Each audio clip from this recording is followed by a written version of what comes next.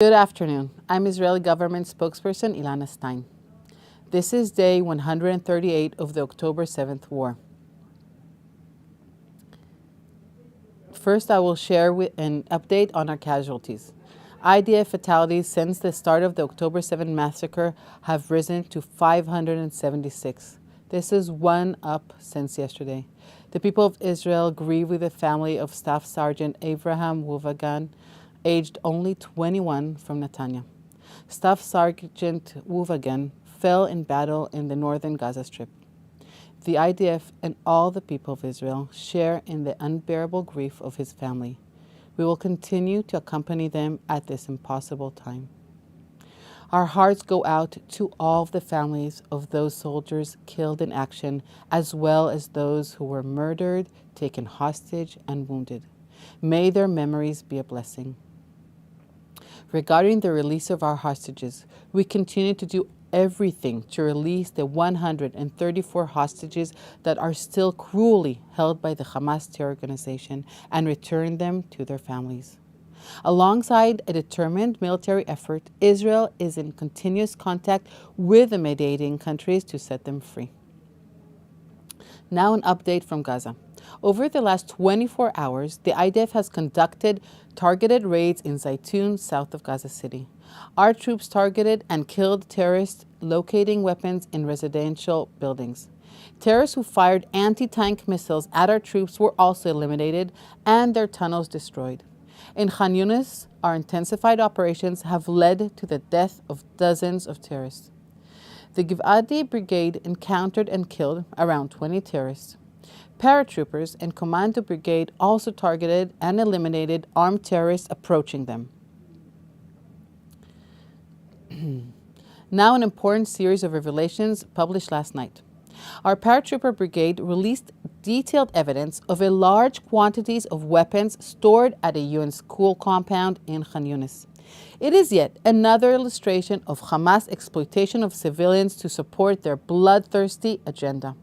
The school had been used as a humanitarian shelter for Gazan residents. And here's what we found there: AK-47s, warheads, grenades, RPGs, vests, and Hamas uniforms. I say this again. These were found in a UN school where Gazans were sheltering. Even while we fought Hamas terrorists in close quarters, our soldiers evacuated civilians from the combat zone. We found 60 terrorists hiding among the civilians. These terrorists tried to hide, but we got them. Now we're questioning them here in Israel. Once again, Hamas terror is hiding in a UN facility. And now an update from the north. Yesterday, areas of Kibbutz Misgav Am and Margaliot were targeted with, thankfully, no injuries. Our fire jets struck Hezbollah targets. A Hezbollah drone aircraft was located in the area of Western Galilee as well. Now an update regarding the UN. Israel is grateful for the United States for its veto of the Algerian drafted UN resolution yesterday. This resolution demanded an immediate ceasefire that will leave the Hamas terror regime intact. As the Prime Minister said, there is considerable pressure on Israel at home and abroad to stop the war before we achieve all of our goals, including a deal at any price to free the hostages. We very much want to achieve another release, and we are prepared to go far, but we are not prepared to pay any price. Certainly not the delusional prices that Hamas is demanding of us, which means the defeat of the State of Israel. The Prime Minister stated again that we are committed to continuing the war until we achieve all of its goals: eliminating Hamas, releasing all of the hostages, and ensuring that Gaza never again constitute a threat to Israel. There is no pressure, none, that can change this. I want to remind you that the founding charter of the UN calls for the peaceful settlement of international disputes with the principle of justice and international law. Hamas does not believe in justice and does not believe in international law. What it does believe is that Israel should not exist. Hamas openly says that given the opportunity, they would carry out another October 7th again and again. So keeping Hamas intact would give it that opportunity. Now an update from COGAT. 98 aid trucks carrying humanitarian aid were inspected and transferred to the Gaza Strip yesterday. Yesterday, also, 4 tankers of cooking gas designated for the operation of essential infrastructure entered Gaza.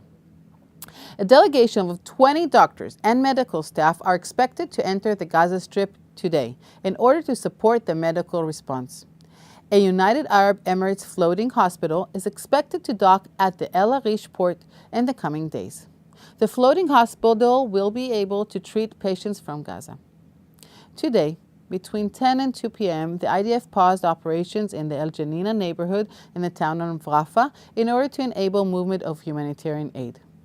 But most importantly, something that I almost never see reported in the international media. There's still hundreds of trucks worth of humanitarian aid sitting at the Gazan side of the Kerem Shalom crossing. It's been there for days, waiting for the UN to pick it up. U.S. officials are scapegoating Israel to cover up their own incompetence. That brings us to the end of today's briefing. I will be happy to take your questions. Thank you. Thank you.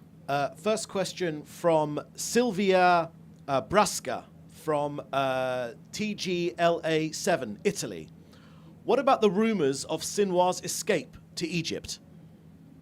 As you said, those are rumors, and I can tell you that wherever he is in the world, we do not wish him well. Second question from Lior Soroka from the Washington Post. You said in your statement that Israel is in contact with the different mediators to release the hostages. Is an Israeli delegation expected to leave for Cairo today? And will Israeli representatives attend the meeting in Paris regarding the expected deal?